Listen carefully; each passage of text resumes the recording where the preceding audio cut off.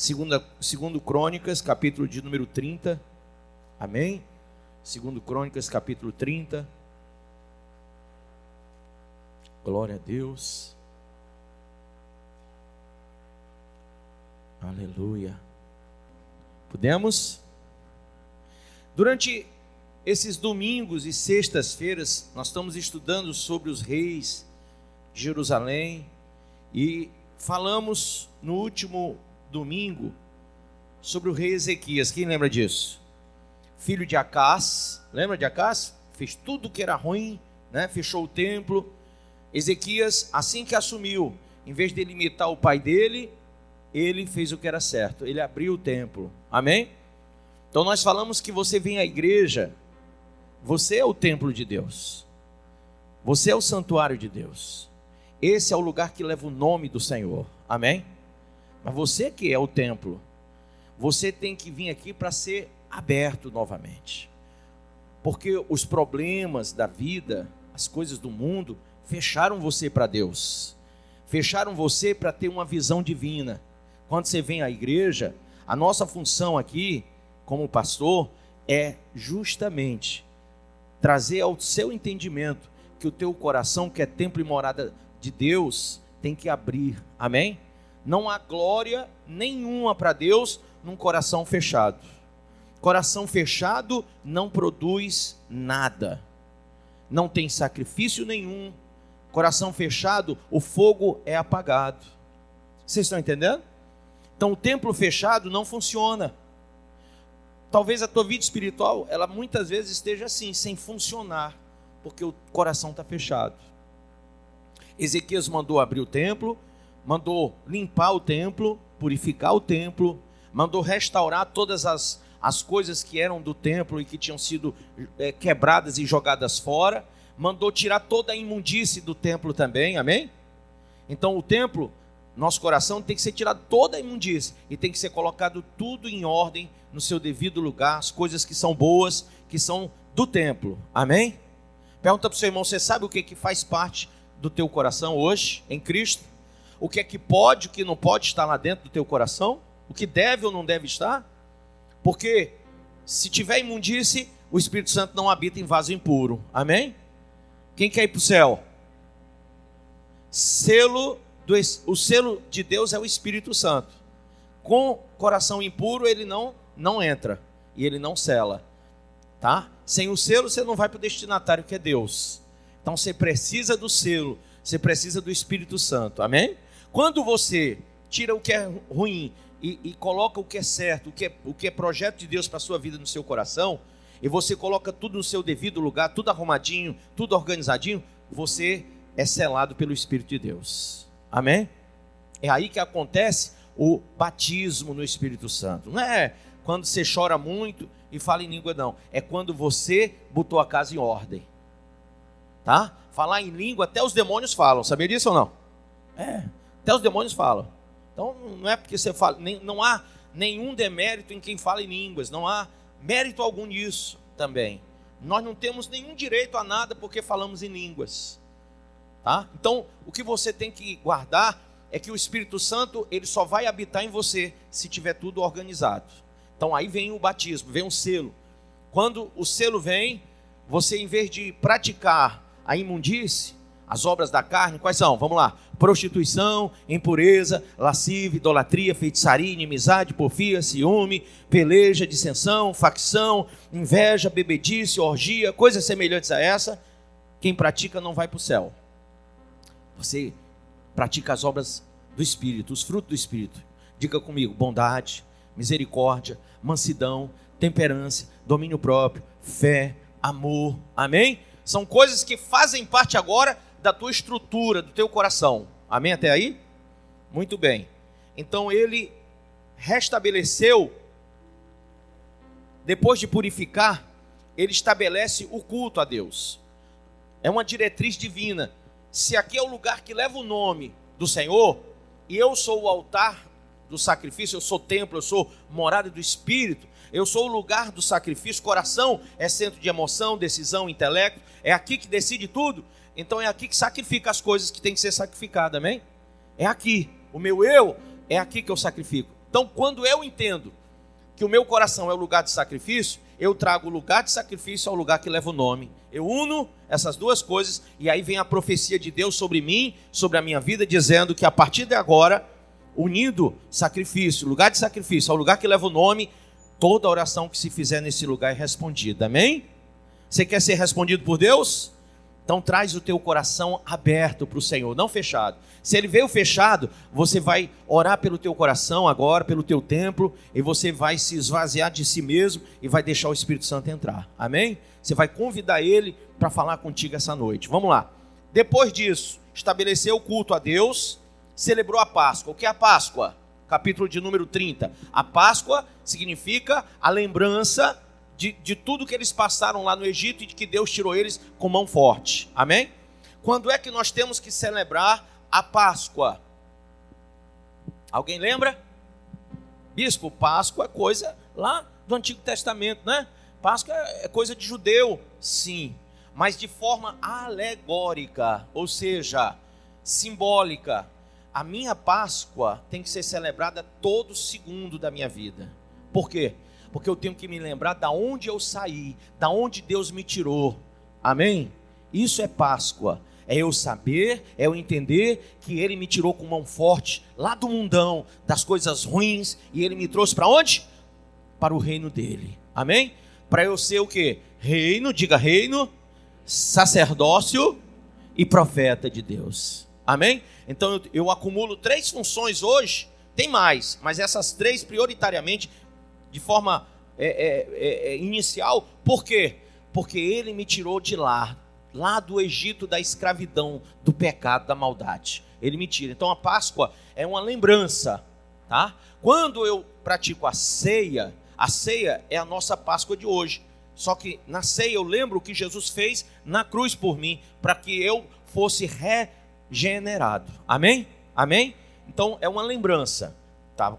Tem gente que diz assim, mas a ceia é o quê? É uma lembrança. Quando ele disse, todas as vezes que comer desse pão, beber, lembrai de mim.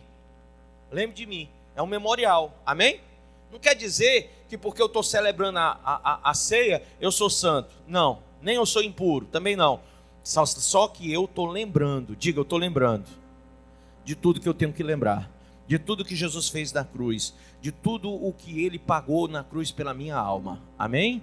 Tá certo assim? Quem entendeu? Muito bem. Muito bem. Então, 30 foi celebrado a Páscoa. Foi celebrado a Páscoa. Versículo de número 17. Daí em diante nós vamos seguir, tá bom? 17, 30, 17. Diz assim, vamos lá. Porque havia muitos na congregação que não se tinham santificado, pelo que os levitas estavam encarregados de imolar os cordeiros da Páscoa por todo aquele que não estava limpo, para o santificarem ao Senhor. Então, primeiro ponto aqui, tinha gente que estava participando, mas não estava limpo, tá?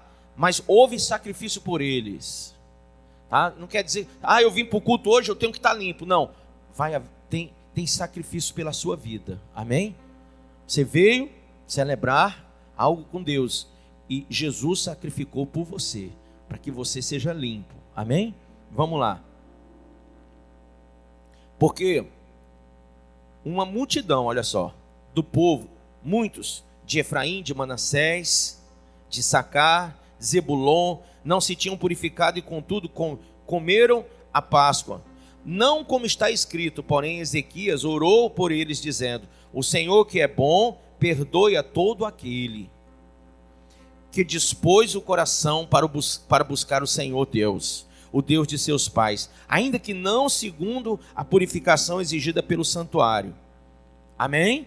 Então, a oração dele, Deus é bom, e mesmo você não tendo vindo purificado, eu estou intercedendo pela sua alma, para que o Senhor hoje visite você. Amém? Vamos lá. Ouviu o Senhor Ezequias e sarou a alma do povo. Diga, sarou. Quando Deus sara a alma, o que acontece? Versículo seguinte, 21. Os filhos de Israel, diga, os filhos de Israel, celebraram a festa dos pães asmos por 7 dias, com grande júbilo. Diga, grande alegria. Mude essa palavra, bote gozo. O que é gozo? O que é gozo? É um êxtase. Quando você entra em gozo, você dispara dentro da sua cabeça uma sensação forte, sim ou não? Quando a Bíblia fala do Espírito de Deus na nossa vida, fala de gozo do Espírito. Olha o que é que o irmão cantou: plena paz e santo gozo. Amém? Plena paz e gozo. Por que plena paz e alegria? Não, plena paz e santo gozo. E o gozo é esse pá de Deus. Diga para o seu irmão: gozo é esse pá de Deus, essa sensação lá em cima na minha alma. Amém? Amém? Quem quer ter essa sensação hoje? Bispo, eu bebo cachaça para isso, não resolve. Eu cheiro para isso, não resolve. Eu fumo para isso, não resolve. Aquilo ali dispara, mas são segundos. O que a Bíblia está prometendo é para a eternidade. Quem quer ter o gozo eterno? Amém? Entendeu isso? Então vamos lá. O que vale mais? Uma pessoa que tem um gozo eterno, todo dia ela está em gozo, em êxtase, ou uma pessoa que tem tudo, mas vive deprimida, triste? Pense nisso. Às vezes a gente valoriza mais coisas materiais e esquece que o valor mesmo está naquilo que traz a nossa mente, que leva a gente ao êxtase. Amém? A essa alegria, esse gozo, essa sensação plena. Amém? Então vamos lá. Com grande gozo, e os levitas e os sacerdotes louvavam ao Senhor de dia em dia, com instrumentos que tocavam fortemente em honra ao Senhor. Ezequias falou ao coração, escreva aí, coração, de todos os levitas que revelavam bom entendimento no serviço do Senhor. E comeram por 7 dias as ofertas da festa, trouxeram ofertas pacíficas e renderam graças ao Senhor Deus de seus pais. Concordou toda a congregação em celebrar outros 7 dias, e de fato o fizeram com júbilo, amém? Com gozo, mais 7 dias, porque o que é bom não pode acabar. Põe a mão e diga: Pai, eu creio na palavra e agora vai entrar no meu coração, em nome de Jesus. Diga amém, pode sentar.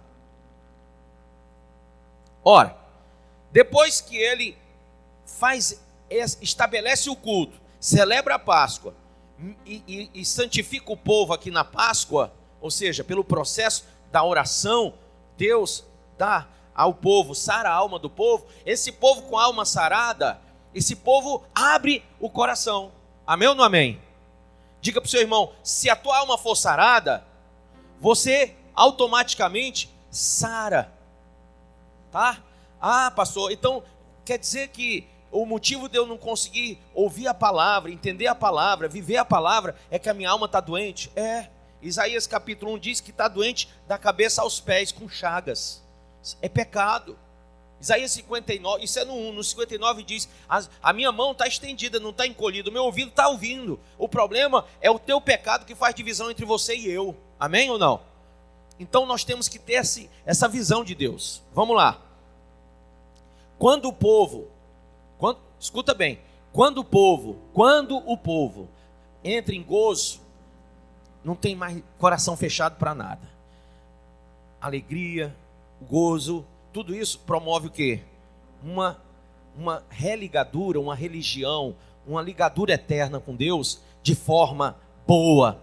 Ah, eu vou para o templo, eu vou para o lugar que leva o nome, eu vou orar, eu vou jejuar, eu vou buscar, eu vou evangelizar, eu vou usar minha fé, eu vou trabalhar, eu vou fortalecer a igreja, eu vou ser coluna do evangelho, eu vou fazer tanta coisa agora, porque agora eu tenho o gozo do Espírito. É isso que é gozo. Te leva a uma situação de êxtase espiritual que tu palpa toda a obra. Quem lembra disso? Você não fica aquela coisa anulada dentro da igreja, morta, fria, não. Você palpa toda a obra. Bispo, pode contar comigo, eu vou atrás de uma multidão, vamos ganhar alma junto. Amém ou não amém? Povo que tem gozo no coração, o gozo do Espírito, ele é pau para toda obra. E não tem negócio de tempo ruim, não tem sacrifício grande.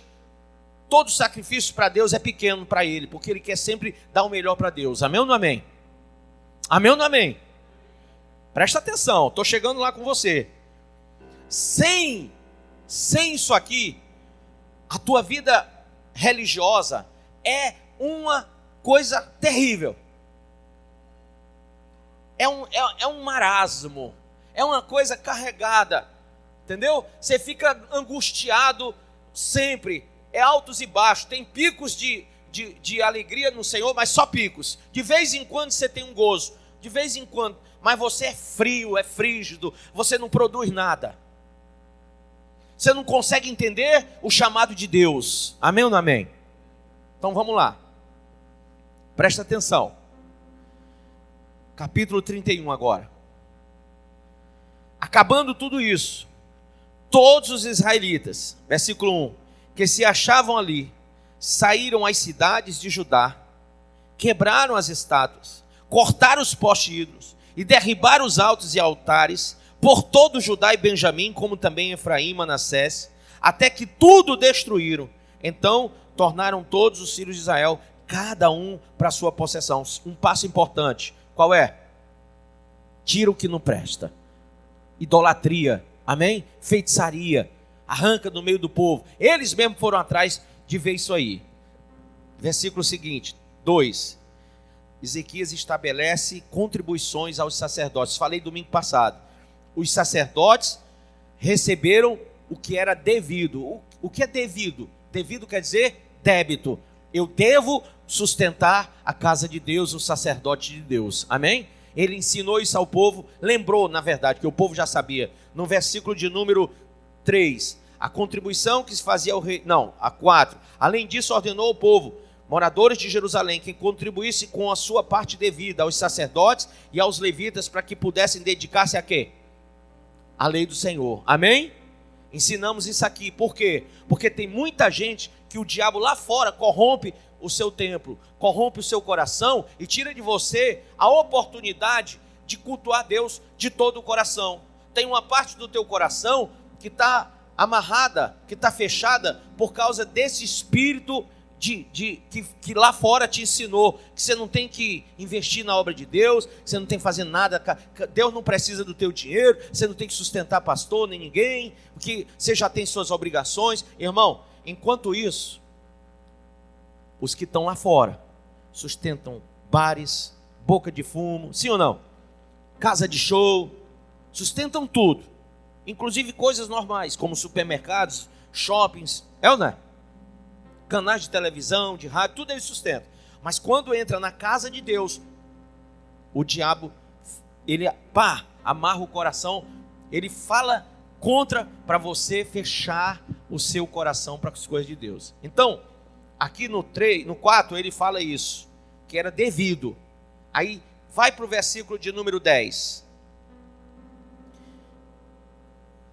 Então o sumo sacerdote Azarias, da casa de Zadok, lhe respondeu, porque fizeram tanta oferta de coração, diga assim, povo, mais alto, povo, com gozo do Espírito de Deus, oferta e dizima de coração, amém? Versículo 10, então o sumo sacerdote Azarias, da casa de Zadok, lhe respondeu, desde que começou a trazer à casa do Senhor estas ofertas, temos comido e nos temos fartado delas, e ainda sobra em abundância.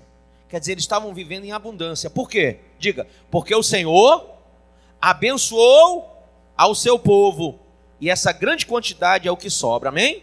Então quando o povo começou a trazer, o povo foi abençoado.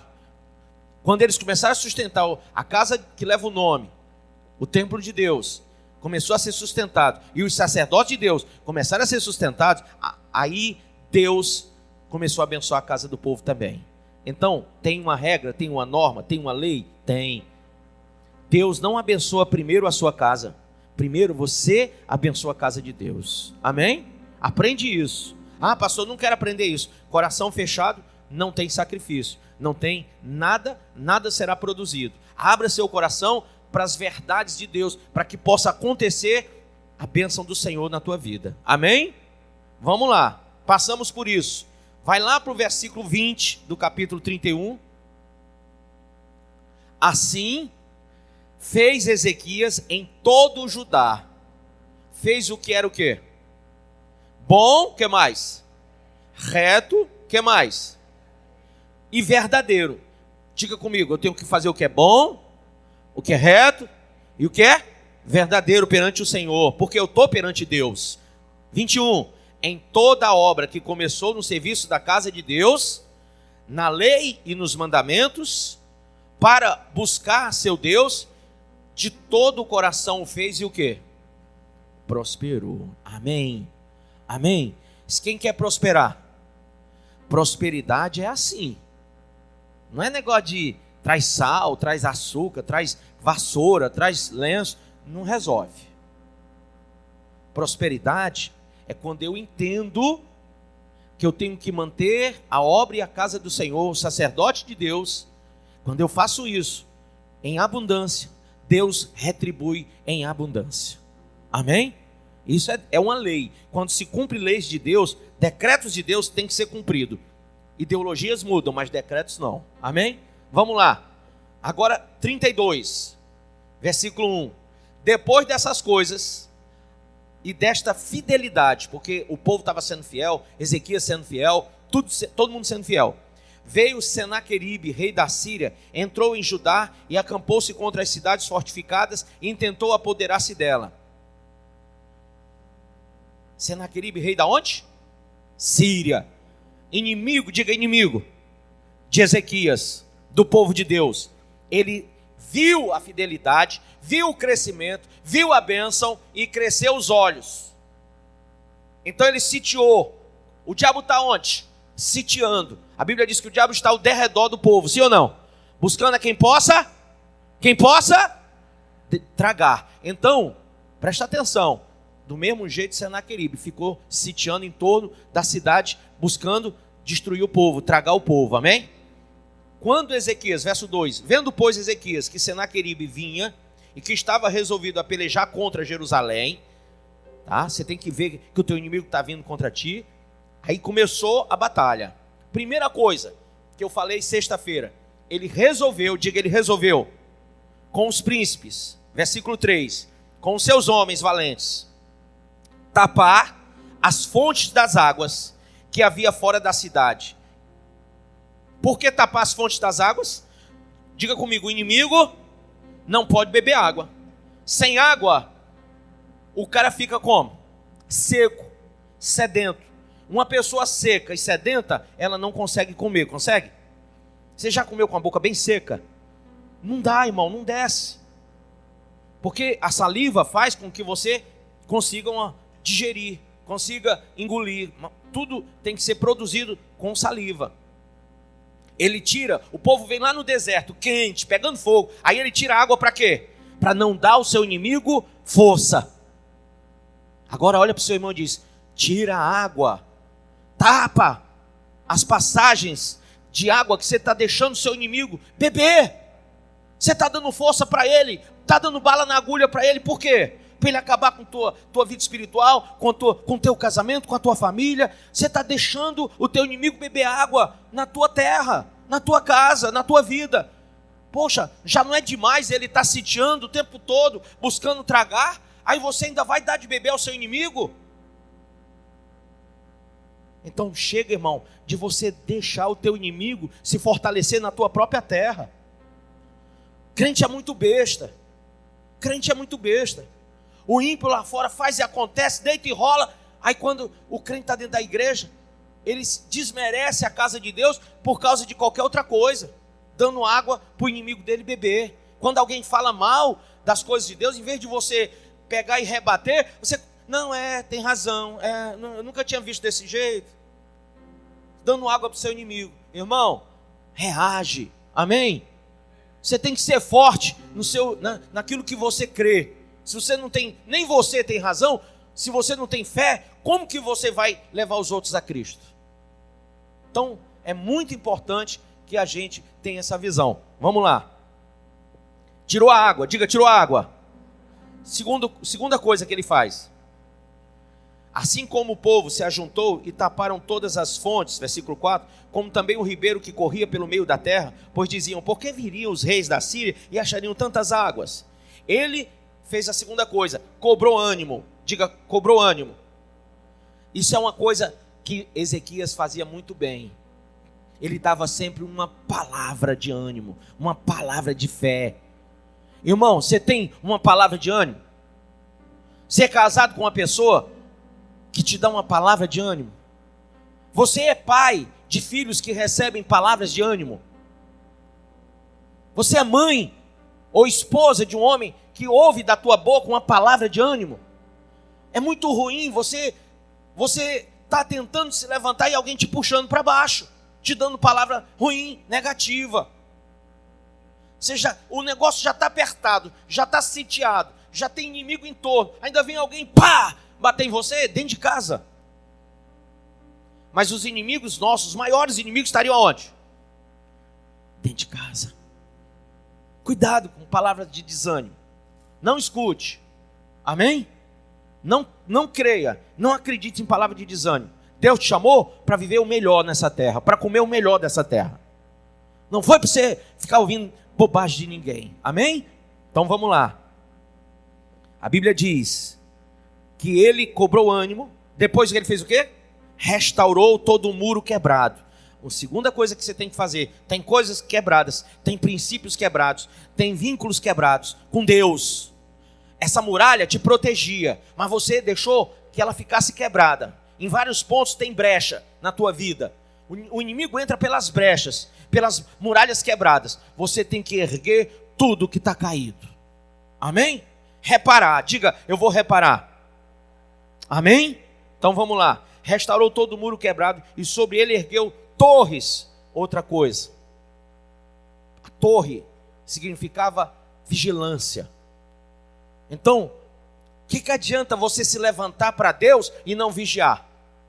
Quando a Bíblia diz, aquele que está de pé, cuide para não cair, vigie para não cair. Aí você não vigia, não põe torres espirituais na tua muralha. Você repara a muralha, levanta a muralha, mas não vigia. O inimigo pode subir e atacar a qualquer hora, porque ele já está lá, ao derredor. Então você tem que colocar as torres de vigília, amém? Ele colocou torres de vigília e colocou gente para trabalhar nessas torres. Vamos lá. Então ele ergueu torres. Levantou também outro muro por fora. Por quê? Porque esse outro muro, a distância de um para o outro era quase que impossível. Alguém pular de um para o outro não dava. E havia um precipício entre um e outro, muito alto. Então quem conseguisse passar pelo primeiro, pelo segundo não passava. Amém? Não passava. Isso é inteligência? É. Isso é estratégia? É. Irmão, dificulta a vida de Satanás. Amém ou não amém? Dificulta a vida do diabo. Dificulta. Por que você está dando facilidade para ele? Só tem um murozinho, umas torres. Por que você não constrói outra? Preguiça? Eles foram trabalhar e fizeram mais uma. Peraí, tá vindo? Tá sitiando? Pô, vou fazer mais uma, que é para ficar mais difícil para você entrar na minha vida aqui. Mas, quer entrar? Você pode até querer. Agora, entrar é outra história. Você não entra mais no meu coração, não. Você não entra mais na minha vida, não. Na minha casa você não entra. Porque eu estou levantando uma segunda muralha para ficar mais difícil o negócio. Amém? Então use a sua inteligência e dificulte a vida do seu inimigo. Vamos lá. Então ele fortificou, levantou outro muro por fora, fortificou a Milo na cidade de Davi e fez armas e escudos em abundância. Irmão, todo mundo armado. Lá em Efésios fala sobre a armadura de Deus. Todo mundo tem que estar armado. Tá? Se o teu inimigo vem contra ti armado, por que você fica desarmado contra o teu inimigo? Vocês estão entendendo isso? Tem que estar armado. O diabo, ele desarma. Eu não estou falando de revólver, de bomba, não, viu? Pelo amor de Deus. Espiritualmente falando, nós temos que estar armados. Espiritualmente falando, nós temos que ter espada, lança, escudo, capacete, bota, sabe? Temos que estar revestidos da couraça de Deus. Nós temos que ter tudo o que Deus tem para nós, sem desprezar nenhuma arma. Toda arma é necessária no combate. Diga para o seu irmão, toda arma é necessária na hora do combate. Por causa de você não ter uma arma na mão, você muitas vezes perde as batalhas. Então, ele armou todo mundo em abundância, ó, escudos em abundância. Tá? O que é o escudo? É a fé. A fé tem que ser abundante. Se eu quero vencer o meu inimigo, tenho que ter uma fé abundante. Amém? Vamos lá. Pois oficiais, diga líderes, de guerra. Quem aqui é líder do Senhor de guerra, de batalha? Opa! Tem gente que diz que é líder, mas na hora da batalha, cadê ele? Eu sou líder, mas cadê? Cadê a tua liderança? O bispo está chamando você para correr atrás. Vamos ou não vamos? Pastor, conta comigo. Tá, pois cadê? Eu quero homens oficiais de batalha. Você tem que ser de batalha, você tem que ser para correr para cima junto comigo, amém ou não? Tem que ser assim, batalha. Aí ele botou homens, não foi qualquer um, foram oficiais de guerra sobre o povo. Reuniu-se na praça, na porta da cidade e lhes falou como? De novo, ao coração. Quando você fala ao coração, você está falando com a volição, com a vontade das pessoas. Irmão, eu quero que você saia daqui com vontade de voltar, com vontade de servir a Deus. A minha vontade, minha palavra tem que ser ao teu coração. Não adianta eu falar o teu intelecto humano, a tua mente só, se bem que a mente e o coração se comunicam, mas não adianta. Eu não quero só falar a tua razão, eu tenho que falar também com a tua emoção agora, com a tua vontade. Então nessa hora, ele vai falar ao coração do povo, porque ele sabia que o inimigo vinha. Vamos lá, 7. Olha o que ele diz. Está dizendo para você, sede fortes. E o que mais? Corajosos. Não temais, nem o que? Vos assusteis por causa do rei da Síria, nem por causa de toda a multidão que está com ele. Porque há conosco maior do que o que está com ele. Quem crê?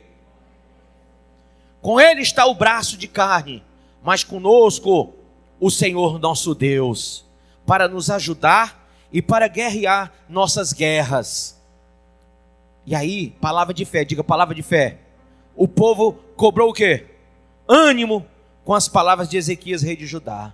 Então, Ezequias falou o coração, uma palavra de fé. O povo se levantou. Opa, a gente estava com medo. A gente estava olhando para o inimigo, sitiando a gente. A gente estava ficando angustiado. Mas com essa palavra aí tua, nós recobramos o ânimo. Amém? É isso que você tem que aproveitar hoje essa palavra. Porque se tu acordar segunda-feira, irmão, deprimido, a tua semana, me perdoa, vai ser uma porqueira. Vai dar nada certo essa semana. Então aproveita, porque a palavra da fé é para te dar combustível para a semana toda. Amém?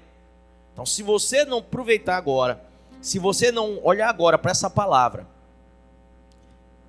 pronto, agora eu estou enxergando mais.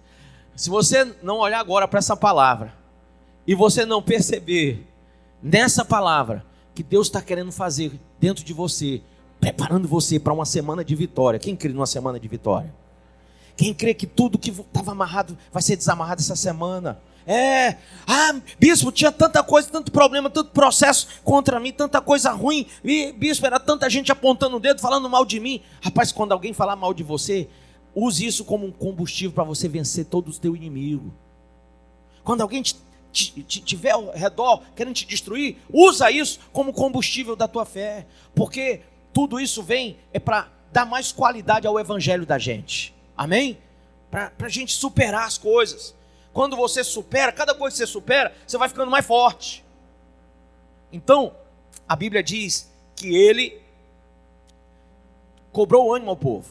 Aí, lógico, o inimigo sabe muito bem como tirar o ânimo das pessoas.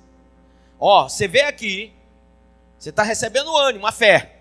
Mas quando você sair daqui, o diabo vai tentar tirar o teu ânimo, tirar a tua fé. De novo. Você se esvaziando da fé, você não consegue nada. Viu? Então presta atenção. Versículo 9. Depois disso, enquanto Senaqueribe, rei da Síria, com todo o seu exército, sitiava Laquis, enviou os seus servos a Ezequias, rei de Judá, que estava em Jerusalém, dizendo: assim diz Senaqueribe, rei da Síria: em que confiais vós para deixar de sitiar em Jerusalém? Em que você está confiando? Primeira coisa, ele vai falar com Ezequias. Está confiando em quem? Quem que você acha que vai te livrar? Falando com o rei Ezequias. 2. Assim diz Senaqueribe, rei da Síria: em que confiais vós para vos deixar de sitiar em Jerusalém? 2. Acaso não vos incita Ezequias, olha o povo ouvindo isso, para morrerdes a fome e a sede, dizendo: o Senhor nosso Deus nos livrará das mãos do rei da Síria? Ele começa a plantar dúvida no coração do povo que estava alegre, que estava em gozo. O povo estava em êxtase. E aí veio a palavra da fé, o povo, opa, mais forte ainda. Aí vem a palavra do desânimo. Vocês estão confiando em quem? Vocês acham que Ezequias não está falando isso aí, incitando vocês só para vocês morrer de fome e de sede? Porque o meu exército é grande e eu estou ao redor, vocês não vão sair para comprar nada. Vocês vão comer o quê quando acabar a comida? E vão beber o quê? Porque está fechada as rotas de água? E aí, o que vocês vão fazer da vida agora? Vamos lá, 12. Não é Ezequias o mesmo que tirou os seus altos e os seus altares e falou a Judá e a Jerusalém, dizendo: diante de apenas um altar vos prostrareis e sobre ele queimareis incenso? Já começou a mexer na fé das pessoas, ó. Não é Ezequias o mesmo que tirou os seus altos? Olha aí, mexeu a fé. 13. Não sabeis vós o que eu e meus pais fizemos a todos os povos das terras? Acaso puderam de qualquer maneira os deuses das nações daquelas terras livrar o seu país das minhas mãos? Já botou mais dúvida no coração do povo em relação a Deus agora. Mexeu com a reputação de Ezequias, agora mexe com Deus. Versículo 14. Qual é de todos os deuses daquelas nações que meus pais destruíram, que pôde livrar o seu povo das minhas mãos? Para que o vosso Deus vos possa livrar das minhas mãos. Então, vocês acham, se nenhum Deus de nenhuma nação livrou, como é que o Deus de vocês vai livrar? Agora, pois, não vos engane Ezequias, nem vos incite assim, nem lhes deis crédito. Para aí, o que é que ele está dizendo? Não escute a palavra do bispo, não escute a palavra da igreja, não dê crédito a isso não vai ter livramento para você, é o que ele está dizendo. Olha só, porque nenhum Deus de nação alguma, nem de reino algum, pôde livrar o seu povo das minhas mãos, nem das mãos dos meus pais, porquanto menos vos poderá livrar o vosso Deus das minhas mãos. Os seus servos de Senaqueribe, ainda mais falaram contra o Senhor Deus e contra Ezequias, seu servo. Quem já ouviu falar mal da igreja, do pastor, do bispo? Já ouviu? Então, são os servos do diabo. Diga, servos do Senaqueribe. Servos do diabo. Quem fala mal é porque tá com a boca, a língua é inflamada pelo diabo, pelo inferno. Então tá lá atacando. Porque se você não acredita no bispo, se você não acredita em Deus, você vai receber o quê? Nada. Não é isso? Não é isso? Então vamos nós. 17, 18. Clamaram os servos em alta voz, em judaico. Agora eles estão falando a língua do povo hebreu. Porque lá em Jerusalém, a língua judaica era falada. Eles mudaram, estavam falando em assírio, depois eles vão e falam em hebraico, agora aramaico, e ainda vão falar em judaico. Entendeu? É isso. Eles estão puxando para a língua do povo. O hebraico que eles falavam, eles pegaram intérpretes e começaram a falar a língua do povo. Vamos falar a língua deles, porque eles só vão entender na língua deles. A gente pode falar tudo, mas se eles não entenderem, não vai adiantar nada. Então vamos falar do jeito que eles entendam. Olha como o diabo joga pesado. Clamaram os servos em alta voz em judaico, contra o povo de Jerusalém, que estava sobre o muro, para os atemorizar e os o quê? Perturbar.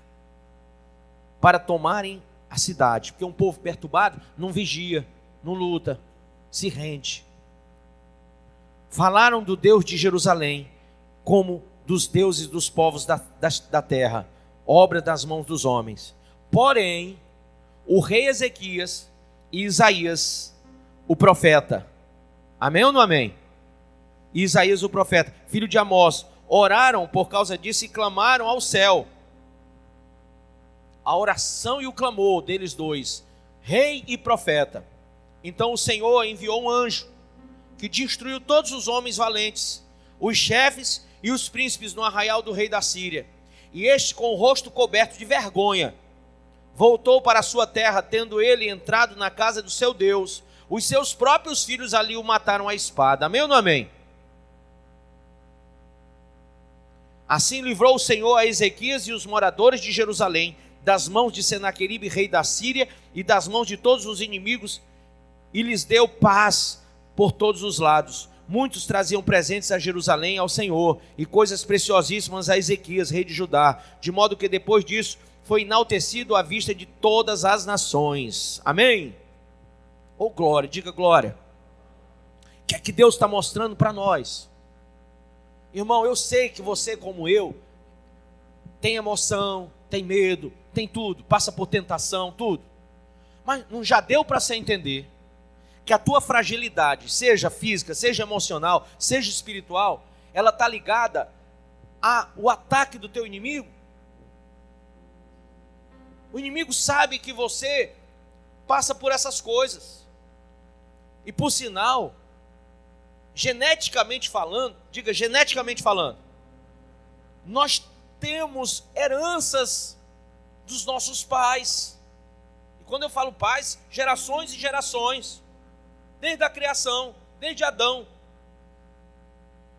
Então, por que você comete erros que estão na Bíblia? A Bíblia é um livro de mais de 2000 anos. Por que o teu pecado está escrito aqui? Porque geneticamente falando, o mesmo desejo que você tem para o pecado, todos que morreram no passado tiveram. Então, fisicamente falando, nós somos todos, vivemos debaixo de um mesmo ataque. Amém ou não amém? Cristo veio para nos dar liberdade, vida. Só que tem uma coisa, diante de tudo e diante de todos, o rei Ezequias, vendo todas as palavras contrárias a ele, a Deus e a tudo, ele orou, chamou o profeta, se ajoelhou e orou e clamou. Coisa que muitas vezes você não faz. Você não percebe que a tua vitória está na mão de Deus. Diga, a minha vitória está na mão de Deus. Então, quando você ora, quando você busca, quando você se consagra, quando você realmente se abre para Deus, o milagre começa a acontecer. O que era impossível aos teus olhos, por que era impossível aos teus olhos? Por quê? Porque tudo estava contrário a você. Com a oração e com o clamor, eles derrubaram todos os inimigos.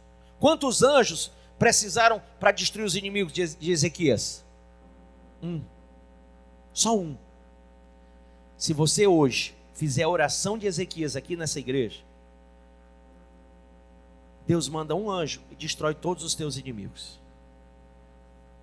Você entendeu ou não? Deus manda um anjo e acaba com a raça de todo mundo que é teu inimigo. Destrói tudo. Tudo que está contrário. Tudo que está detonando você. Que está tirando tua paz. Um anjo, o Senhor manda só um anjo. E acaba com tudo. Amém? Então, o que falta em nós é que, apesar de Ezequias ter dado palavras de ânimo, palavras de fé, quando vieram as palavras de Senaqueribe, o povo ficou atônito, perturbado. Você diga assim, será? Pode dizer bem alto, diga, será? Mas querido, você ainda se perturba com as palavras do inferno. Você ainda se perturba com as coisas que o diabo lança contra você, contra a sua alma. Quando era para você ter outra reação. se você hoje entender o que significa a palavra gozo do Espírito, você nunca mais vai ser derrotado pelo inferno. Então, esse ânimo, essa fé que eu falo, essa palavra de fé, é uma palavra que te leva a uma condição espiritual em que você não volta, não retrocede, não se desvia, não deixa que o diabo coloque amarras na tua vida, âncoras na tua alma. Quando você vive uma fé genuína, você chega até Deus. Você entra na recâmara do Senhor, você tem intimidade com Deus, você fala com Deus e Deus fala com você. Há um relacionamento forte entre você e Deus. Coisa, irmão, que nós precisamos ter, mais do que uma religião, é ter vida com Deus. Amém ou não amém? Quem aqui já é junto ou casado, entenda isso. Ou namorado, ou está paquerando. Sabe as distinções dessas fases? É que quando você entende como cristão que o casamento é a única forma de gerar intimidade, você no namoro, no noivado, você é excelente. Amém? Você busca a excelência no relacionamento para quando chegar no casamento, a intimidade valer a pena. O que o bispo está dizendo para você? É que com Deus, você entra na igreja, você começa um flerte com Deus, um namoro, sabe? Mas o relacionamento não pode ficar por aí, tem que evoluir, e você tem que virar a noiva de Cristo. Por quê?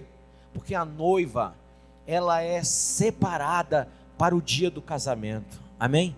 Para morar com Ele. Ele não chamou você para passar um final de semana, como tem muito cabra safado que faz, né? Vamos passar um final de semana junto. Aí na segunda-feira, tchau. Não, Ele chamou você para passar a vida toda, a eternidade toda com Ele. Só que Ele está olhando para você agora, namoro, noivado, entendeu? Namoro, noivado. Como é que é o teu noivado com Deus? Você está se guardando para Ele? Você está se dedicando a futuramente viver a eternidade com Ele? Hoje, entre vocês tem que haver diálogo, entre você e Deus tem que haver esse diálogo.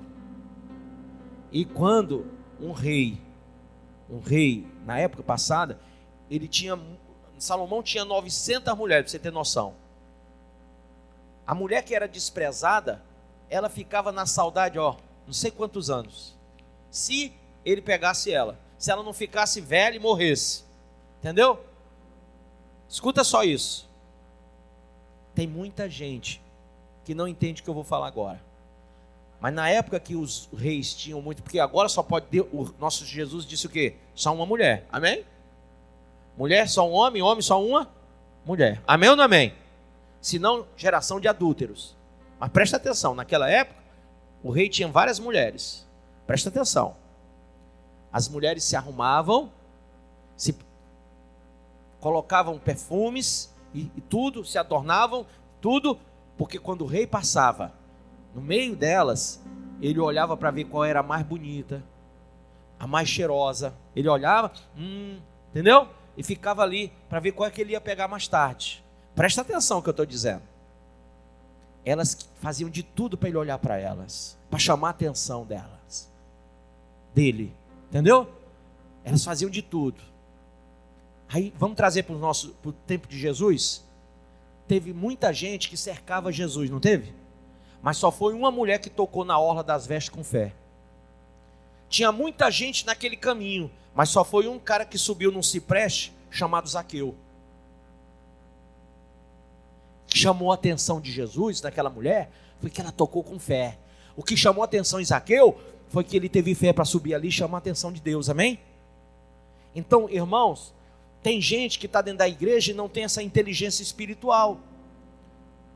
Poxa, enquanto você está nessa sua frieza, nessa sua religiosa, eu estou orando, jejuando, me consagrando. Tem outros também fazendo isso, chamando a atenção de Deus, clamando, lendo a palavra, vindo para a igreja, fazendo força para estar no reino, amém?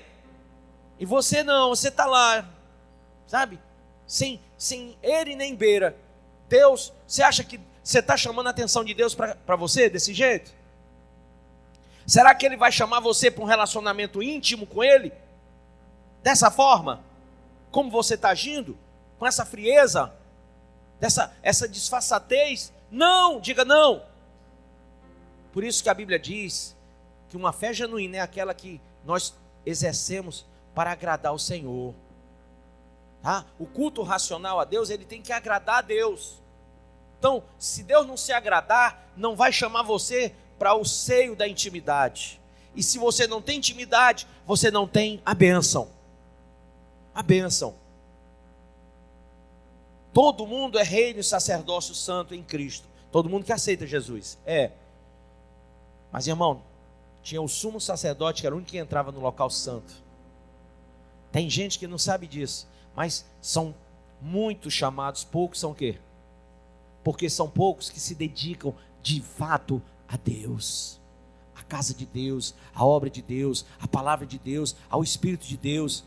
Essas pessoas, respira assim, elas cheiram bem. Lá em Malaquias 1, Deus disse: apaguem o fogo do altar, porque eu não quero esse sacrifício de animal cego, coxo e manco, de animal podre, não quero.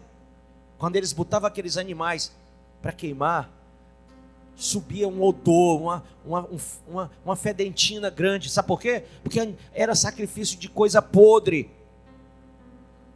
Diga assim: eu sou o altar do sacrifício, é o meu coração. Mas se dentro do teu coração tiver coisa impura, podre, toda vez que você acender, vai cheirar mal. Aí o que é que ele diz? Eu prefiro que não acenda o fogo, para não sentir esse mau cheiro. O mau cheiro do pecado. Amém ou não amém? Querido, você quer agradar a Deus? Traz um sacrifício agradável. Algo que cheire suave. Amém? Que tenha um bom cheiro para Deus, um cheiro agradável. Deus só se agrada da nossa obediência, da nossa sensatez, da nossa hombridade. Olha, o povo, a Bíblia diz que tudo que Ezequias fez prosperou, porque ele fez de todo o coração, e fez reto, e fez bom, e fez verdadeiro. Será que você está fazendo reto, bom e verdadeiro? Será que você está fazendo de todo o coração o teu cristianismo? Se não, tudo que você acende desagrada. Quem entendeu isso? Levanta a mãozinha. Deus não despreza nenhum de nós. Em toda a Bíblia, Deus não despreza ninguém. Mas Ele desprezou sacrifícios que não agradaram. Começou lá com Caim e Abel. O que agradou ele recebeu, o que não agradou ele não recebeu. Você sabia que Deus tem isso? Deus recebe o homem, mas não recebe o sacrifício do homem. Deus recebeu você aqui na igreja, em Cristo, por Cristo, para Cristo. Mas essa vida que você está levando não é o sacrifício bom, perfeito e agradável. Não é racional que você venha diante de um Deus tão poderoso, Criador do céu e da terra, e se comporte de qualquer jeito na presença de Deus. Quem está entendendo isso? Isso é profundo, né? Então, acenda o fogo, acenda a sua vida espiritual, mas faça o que é bom, reto, verdadeiro. Faça o que agrada a Deus. Aí Deus vai receber o teu sacrifício, o teu holocausto. Ele vai te abençoar.